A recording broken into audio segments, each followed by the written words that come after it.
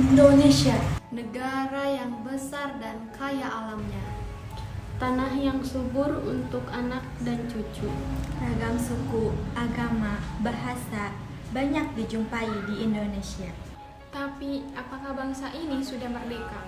Mereka masih banyak yang kelaparan, menganggur, menjadi gelandangan, serta kericuhan di mana-mana. Ini salah siapa? Apakah bangsa ini yang salah? Bukan negara kita yang salah. Masyarakat belum makmur.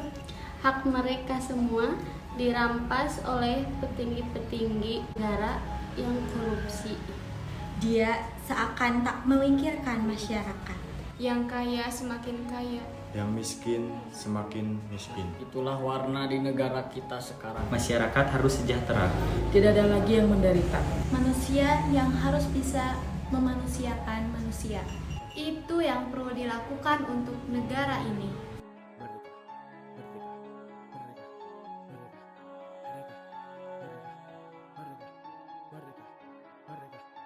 Assalamualaikum warahmatullahi wabarakatuh. Yang terhormat Ibu Siti Anissa selaku guru PKN dan teman-teman yang saya banggakan. Pertama-tama, marilah kita panjatkan puji syukur kepada Allah Subhanahu wa taala karena telah memberikan rahmat, kesehatan, dan keselamatan sehingga kita dapat berkumpul di ruangan kelas ini.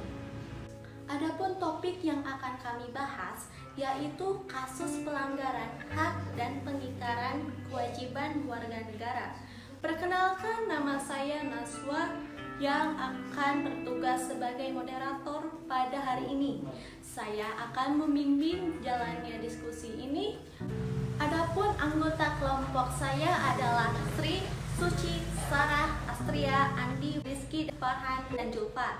Sedangkan rangkaian acara yang akan kita lewati adalah sesi pembukaan, penyampaian materi dan penyajian materi, tanya jawab, dan penutup. Baik teman-teman, langsung saja kita mulai ke sesi yang pertama, yaitu A. Latar belakang dan kewajiban warga negara merupakan dua hal yang saling berkaitan. Keduanya memiliki hubungan kausalitas atau hubungan sebab akibat. Hak dan kewajiban warga negara juga tidak dapat dipisahkan karena bagaimanapun dari kewajiban itulah muncul hak dan begitu pun sebaliknya. B. Perumusan masalah, di antaranya yaitu 1. Apa hakikat hak dan kewajiban negara? 2. Apa saja substansi hak dan kewajiban warga negara? 3. Bagaimana saja kasus pelanggaran hak dan pengingkaran kewajiban warga negara? 4.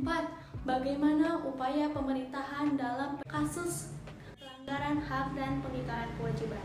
Tujuan diantaranya sebagai berikut. Untuk mengetahui pengertian pelanggaran hak dan pengingkaran warga negara, untuk mengetahui substansi dan hak kewajiban warga negara, untuk mengetahui penyebab dan terjadinya pelanggaran hak dan kewajiban negara.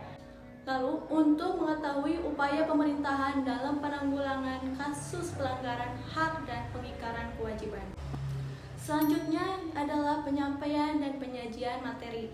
Saya persilakan untuk Rizky yang pertama dan seterusnya. 1.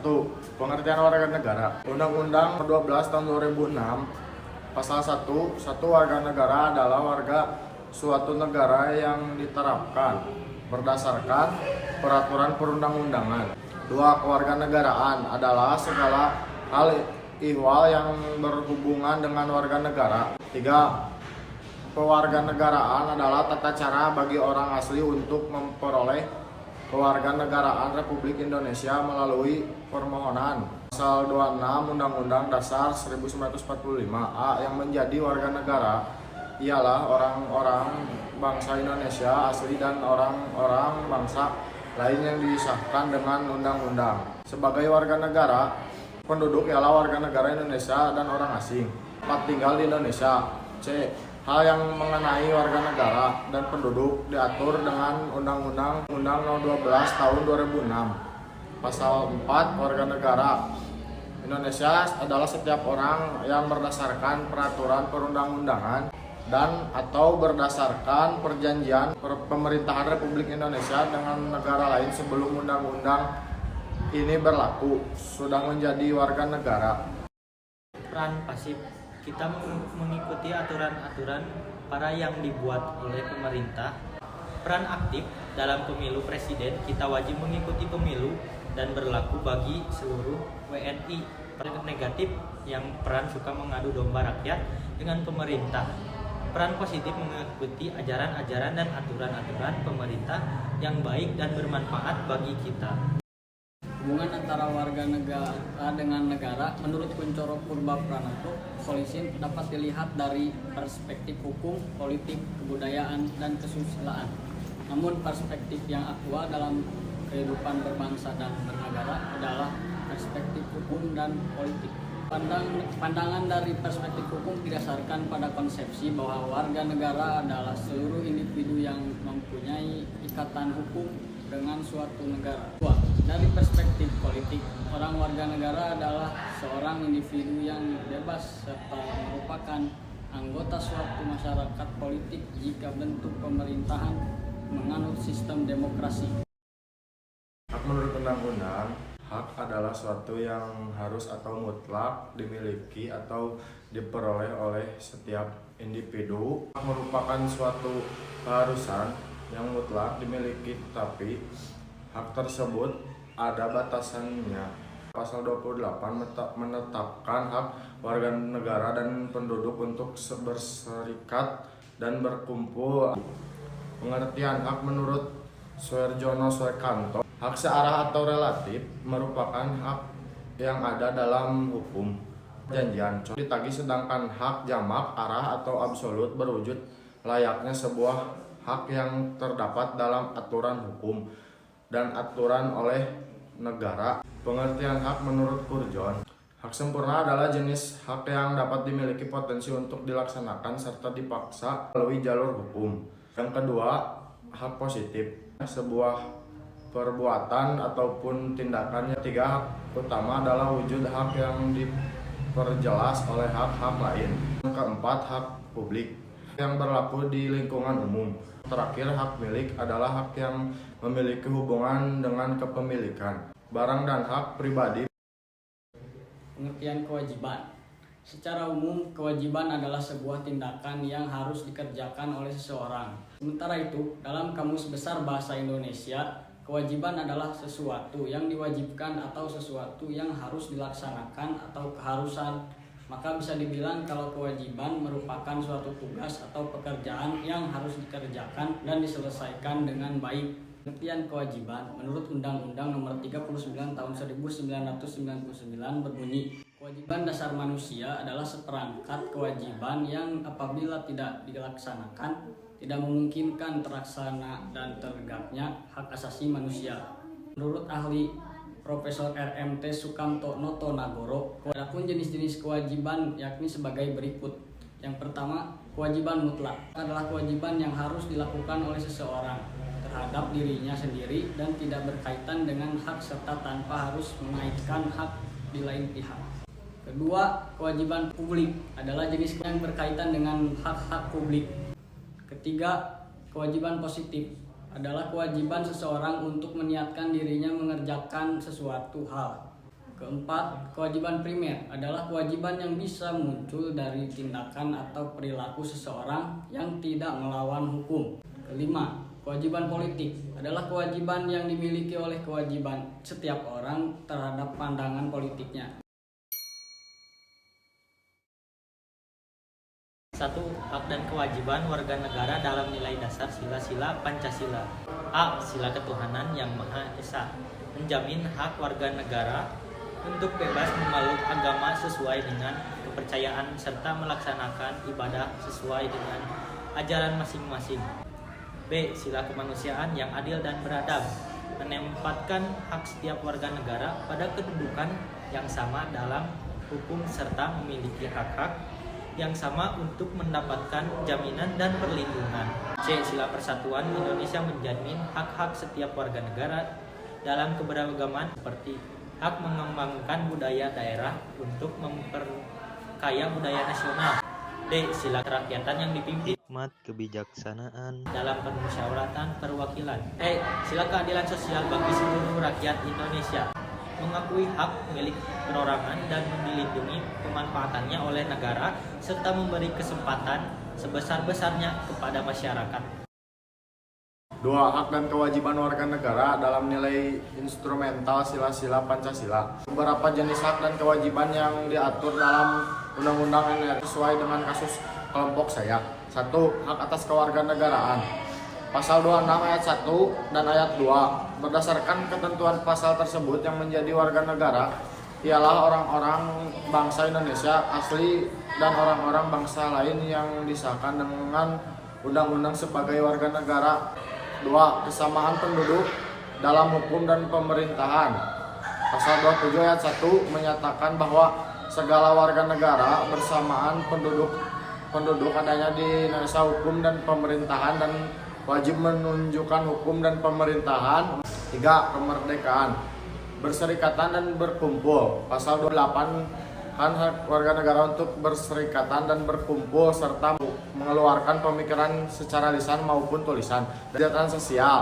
Masalah kesejahteraan sosial dalam Undang-Undang tahun 1945 diatur dalam pasal 34. Mewujudkan keadilan sosial, ketentuan dalam pasal ini memberikan jaminan atas hak warga negara untuk mendapatkan kesejahteraan sosial. 3. Hak dan kewajiban warga negara dalam nilai praksis sila-sila Pancasila. Nilai praksis merupakan perwujudan dari nilai instrumental yang bersifat nyata dalam kehidupan sehari-hari.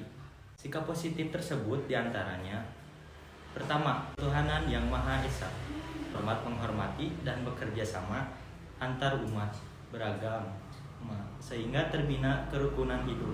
Yang kedua, kemanusiaan yang adil dan beradab, mengakui persamaan derajat hak dan kewajiban antara sesama manusia.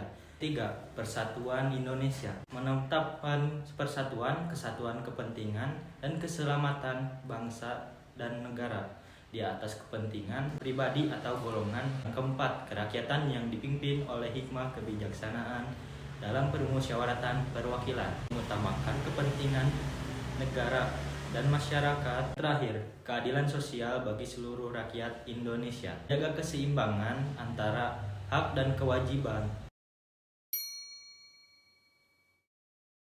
1. Pelanggaran hak warga negara. Pelanggaran hak warga negara merupakan dari adanya kelalaian atau pengingkaran terhadap kewajiban baik dilakukan oleh pemerintah maupun oleh warga negara. Penangkapan tidak berdasarkan hukum. Syarat penangkapan diatur pada pasal 17 KUHP. Penjelasan pasal 17 KUHP menyatakan bahwa pemerintahan penangkapan tidak dapat dilakukan dengan sewenang-wenang, tetapi ditunjukkan kepada mereka yang betul-betul melakukan tindakan pidana pengetapan budaya kekerasan. Masyarakat yang dianggap ekstrim yang dinilai oleh pemerintahan di kebiasaan dengan cara pengebutan siup khususnya terhadap yang harus dinilai mengkritik kebijakan pemerintahan, menimbulkan rasa ketakutan masyarakat luas terhadap pemerintah. Kekerasan yang mengatasnamakan agama, kekerasan mengatasnamakan agama dapat disebut dengan penyalahgunaan agama dan menemukan unsur pidana sebagaimana pasal 156 KUHP yang dapat dipidana dan eksploitasi anak. Kondisi saat pelaku orang dewasa berusaha mengambil keuntungan dari seorang anak demi keuntungan pribadi mereka sendiri. 2. Pengingkaran kewajiban ialah pola tindakan warga negara yang enggak melaksanakan kewajiban sebagaimana kewajibannya sebagai warga negara sesuai dengan ketentuan yang berlaku di negara tersebut. Terorisme diartikan sebagai penggunaan kekerasan untuk menimbulkan ketakutan dalam usaha mencapai tujuan, terutama tujuan politik. Separatisme adalah gerakan yang tentunya memiliki tujuan untuk memisahkan diri dari suatu wilayah atau negara. Hal ini dilakukan untuk membuat suatu wilayah atau golongan merdeka dan mendapatkan kedaulatannya sendiri sebagai negara baru. Pusat fasilitas umum sebagaimana diatur dalam KUHP, ketentuan pasal 406 KUHP ayat 1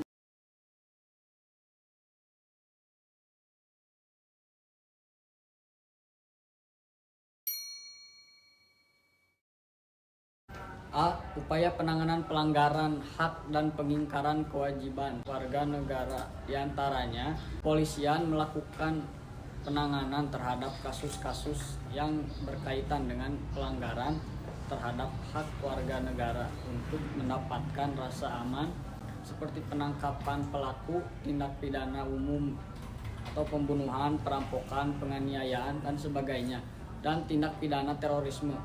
Selain itu, kepolisian juga menangani kasus-kasus yang berkaitan dengan pelanggaran peraturan lalu lintas. Pers dalam hal ini sangat berperan besar dalam kontrol terhadap penyelenggaraan. Tentara Nasional Indonesia melakukan penanganan terhadap kasus-kasus yang berkaitan dengan gerakan separatisme, ancaman keamanan dari luar, dan sebagainya. Dan TNI membackup Polri terhadap fungsi keamanan dan ketertiban yang dipandang sangat dibutuhkan dalam rangka keamanan negara.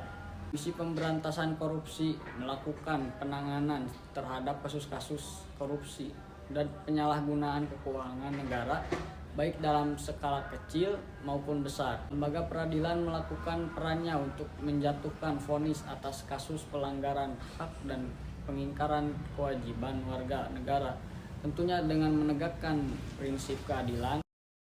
2. Partisipasi masyarakat dalam upaya penanganan pelanggaran hak dan pengingkaran kewajiban warga negara. A. Partisipasi warga negara di lingkungan keluarga, misalnya kita bisa memulainya dengan memberikan contoh yang baik kepada adik-adik kita, memberikan pengertian secara halus kepada orang tua kita atau saudara-saudara kita yang belum mengerti. B. Partisipasi warga negara di lingkungan sekolah, seperti memulai mengajak ke hal-hal yang baik, mencoba untuk menerapkan agar mereka baik ajar maupun murid-murid untuk ikut berpartisipasi dalam mencegah terjadinya pelanggaran hak dan kewajiban warga negara. C. Partisipasi warga negara di lingkungan masyarakat. Kita bisa melakukan apa saja dalam proses mengajak orang lain ikut mencegah terjadinya pelanggaran hak dan kewajiban. D. Bangsa dan negara, upaya yang dapat dilakukan untuk mencegah pelanggaran hak dan pengingkaran kewajiban di lingkungan bangsa dan negara sebagai berikut. 1. Mematuhi hukum yang berlaku. 2. Menggunakan helm saat berkendara bermotor. 3. Membayar pajak. 4. Menggunakan fasilitas umum dengan baik. 5. Kritis terhadap kebijakan pemerintah yang tidak berpihak dengan rakyat. Terima kasih kepada teman-teman sekalian yang sudah menyampaikan materi. Kali ini kami akan mempresentasikan kasus bully. Sebelumnya, bully merupakan segala bentuk penindasan atau kekerasan yang dilakukan dengan sengaja oleh satu orang atau sekelompok orang yang lebih kuat atau berkuasa terhadap orang lain, dengan tujuan untuk menyakiti atau hanya sekedar mengganggu saja. Bully termasuk bentuk pelanggaran hak asasi manusia.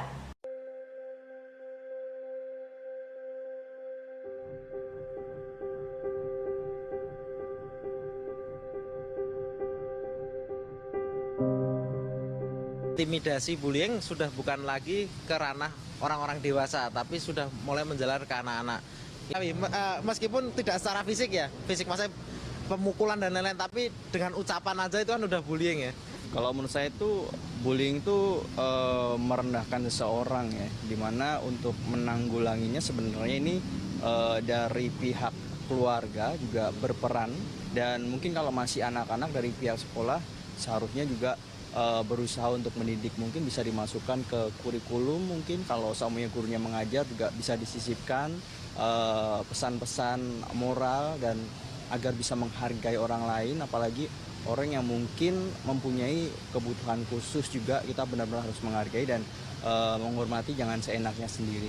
Ya sungguh miris ya, apalagi kan kalau yang ku baca itu bersumber dari sosial media awalnya gitu kan. Jadi ternyata bullying itu dampaknya memang bukan hanya di dunia nyata, tetapi lebih krusial lagi ketika di sosial media, terus melihat banyak orang yang lihat, mungkin nge-retweet atau nge-repost, itu sungguh memprihatinkan kan, karena dampaknya bukan hanya saat ini, mungkin akan sampai dia dewasa. Berikut yang akan dijelaskan oleh teman saya yaitu Suci Astria, lalu disampaikan terakhir oleh Sarah.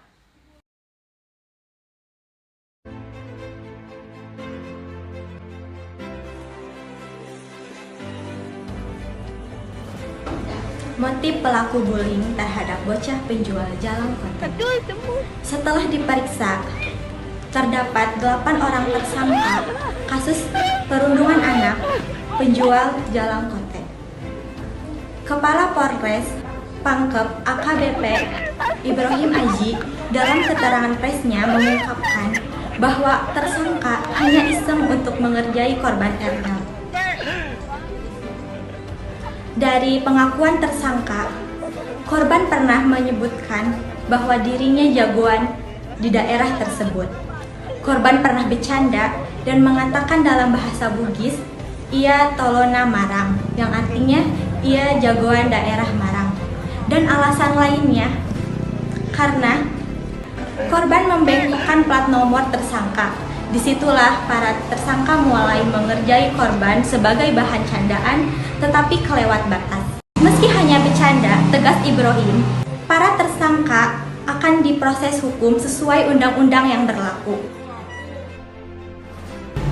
Dilihat dari kasus di atas, yang terjadi penganiayaan atau bullying anak di bawah umur dengan sekelompok anak muda dengan melakukan tindakan kekerasan, dan dalam kasus tersebut bisa dikenakan dalam pasal 350 ayat 2 yang menjelaskan tentang penganiayaan dengan luka berat, sehingga diancam pidana penjara paling lama 5 tahun. Orang lain yang mendapatkan rasa sakit, luka maupun penderitaan fisik akan menjadi korban dari penganiayaan, dan banyak bukti yang menunjukkan bahwa perilaku kekerasan terhadap korban tersebut sehingga terjatuh. Dengan tertuju kepada pasal tersebut juga bullying atau penganiayaan tersebut dilakukan oleh pemuda yang jauh umurnya terhadap bocah yang hanya menjual dan menawarkan dagangan, tapi mendapatkan perilaku begitu. Isi pasalnya antara lain ayat 1 dan ayat 2 yaitu sebagai berikut. 1. Penganiayaan diancam dengan pidana penjara paling lama 2 tahun 8 bulan atau pidana denda paling banyak Rp4.500. 2. Jika perbuatan mengakibatkan luka berat, yang bersalah diancam dengan pidana penjara paling lama 5 tahun. Para pelaku yang melakukan tindakan tersebut bisa dilihat dari kedua pasal di atas. Pelaku terjerat penjara selama 5 tahun penjara karena melakukan tindakan kekerasan yang mengakibatkan luka terhadap korban tersebut. Dan juga polisi telah menjatuhi para pelaku bullying dan penganiayaan tersebut dengan pasal perilaku diancam pasal 350 KUHP tentang penganiayaan dan subsidi pasal 80 Undang-Undang Dasar tentang perlindungan anak.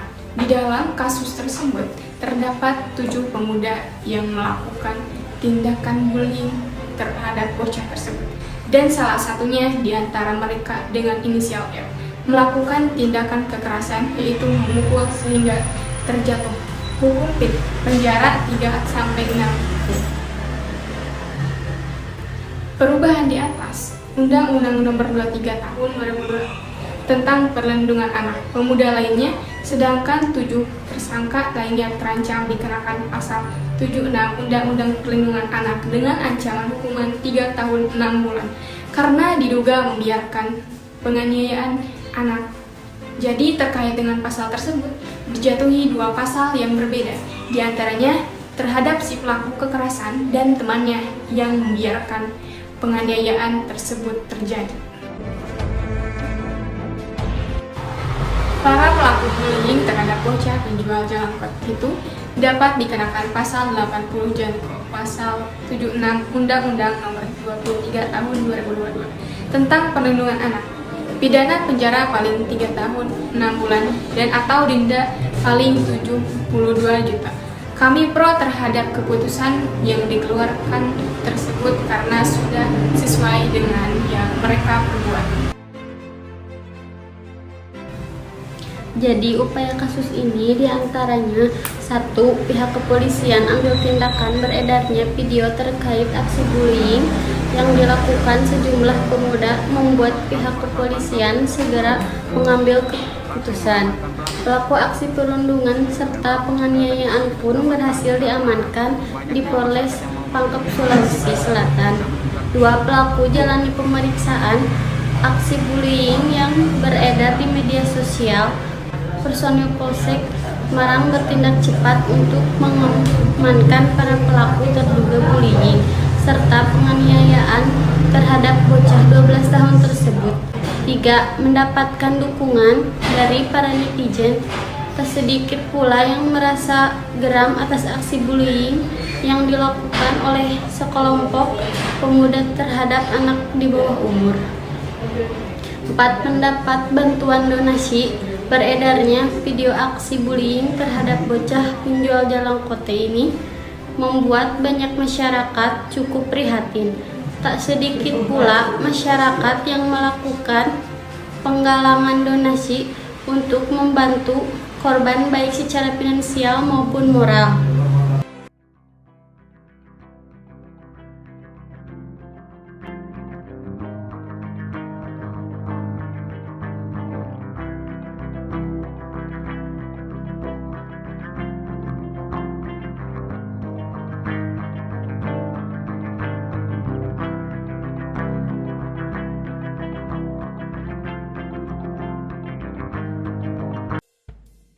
Kesimpulan, hak merupakan segala sesuatu yang pantas dan mutlak untuk didapatkan oleh individu sebagai anggota warga negara sejak masih berada di dalam kandungan. Sedangkan kewajiban merupakan salah satu kewajiban sebagai individu dalam melaksanakan peran sebagai anggota warga negara guna mendapatkan pengakuan akan hak yang sesuai dengan pelaksanaan kewajiban. Hak dan kewajiban merupakan suatu hal yang terikat satu sama lain, sehingga dalam praktik harus dijalankan dengan seimbang. Pasal 27 ayat 2 Undang-Undang 1945 berbunyi, tiap warga negara berhak atas pekerjaan penghidupan yang layak bagi kemanusiaan. Pasal tersebut menjelaskan bahwa setiap individu sebagai anggota warga negara berhak untuk mendapatkan pekerjaan serta penghidupan yang layak dalam kehidupan. Penghidupan yang layak diartikan sebagai kemampuan dalam melakukan pemenuhan kebutuhan dasar seperti pangan, sandang, dan papan. Saran, hak dan kewajiban merupakan suatu yang saling terkait, sehingga pelaksanaan hal tersebut harus dilakukan secara seimbang agar tidak terjadi ketimpangan yang akan menyebabkan timbulnya gejolak masyarakat yang tidak diinginkan. Sekian dari kelompok 1 IPS 1. Mohon maaf bila ada kesalahan kata ataupun yang lainnya. Wassalamualaikum warahmatullahi wabarakatuh. Video hiburan.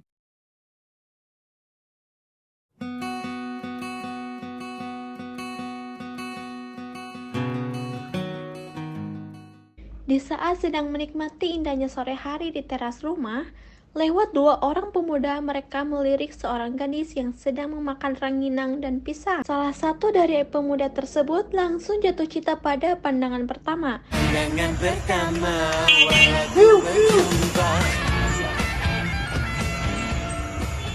Sore harinya, pemuda itu berniat untuk menembak sang pujaan hatinya.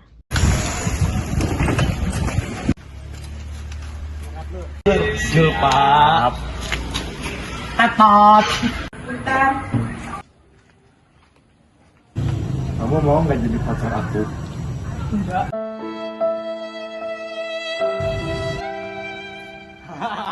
Ditolak. 如果我忘了怎么爱你，那一定是。Stay home, brother. Orang baru bebas dari maksiat malah diledekin.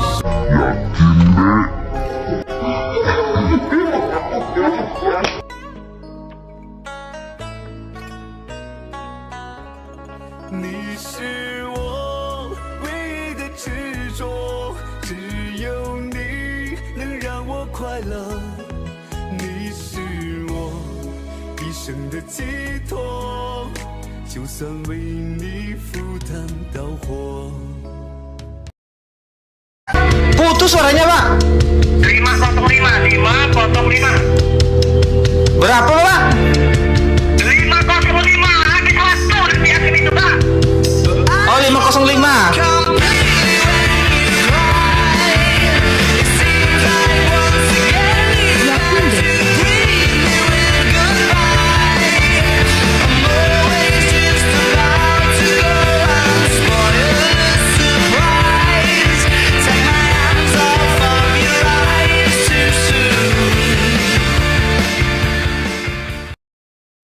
Behind the scenes.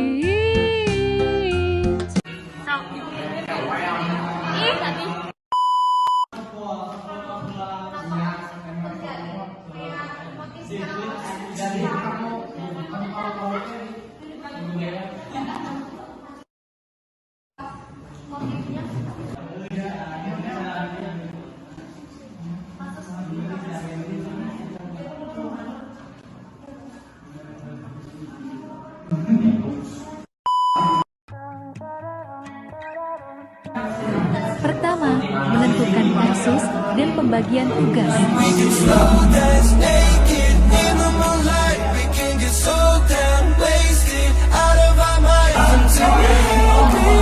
Kedua, persiapan perekaman tugas.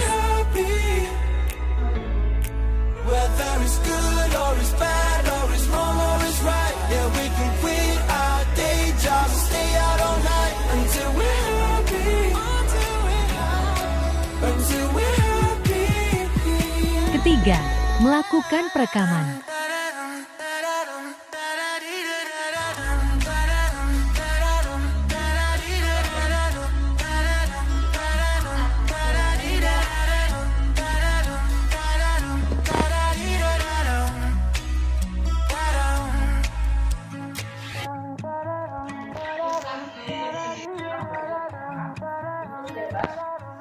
Keempat, istirahat dan makan bersama.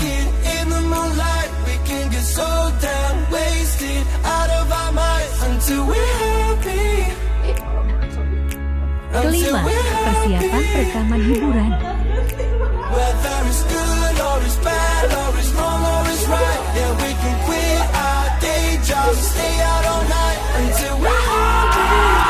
Wow, cukup bagi dua, tidak naik juga.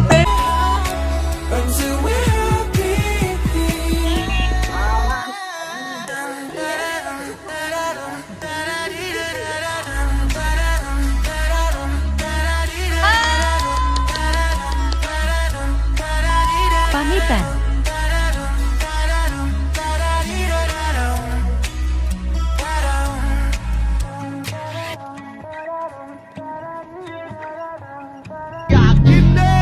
Ketujuh, rekam materi.